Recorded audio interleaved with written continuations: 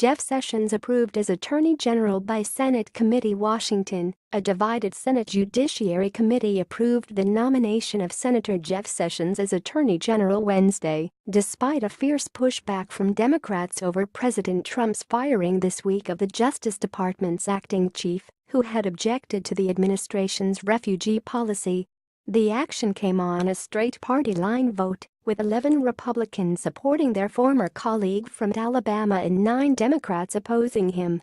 The full, Republican-controlled Senate now appears ready to approve Mr. Sessions' nomination next week, which would give the Justice Department and its 113,000 employees a full-time boss after a tumultuous few days that called its independence into question.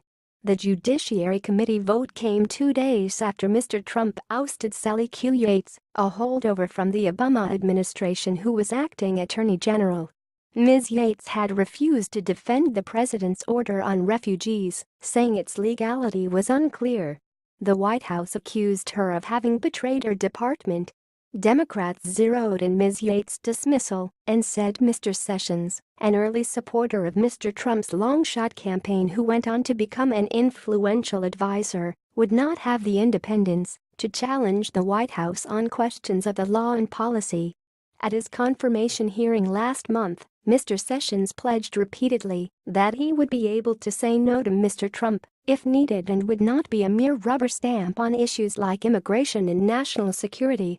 The debate turned ugly as committee members traded personal barbs and accusations of untoward behavior. The jousting started when Senator Al Franken, a Minnesota Democrat, began challenging Mr. Sessions' civil rights record and claimed that another committee member, Senator Ted Cruz, Republican of Texas, had misrepresented the issue.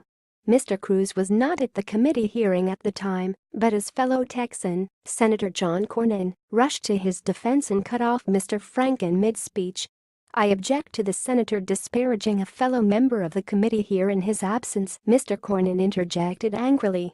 "Well, he should be here, first of all, and, secondly, he disparaged me," Mr. Franken responded. "I would hope he would do it to his face," Mr. Cornyn said. "The attack on Mr. Cruz," he said a moment later, "was untoward and it's inappropriate and I object." Senator Charles E. Grassley, the chairman of the committee, told the 2 senators that we'd be better off if we just let it go. But the 2 senators did not, and Mr. Grassley eventually complained that they were putting him in an awful bad position. "Could you please leave personalities out of it?" he implored. Mr. Franken went right on talking, with Mr. Cruz at the center of his attacks.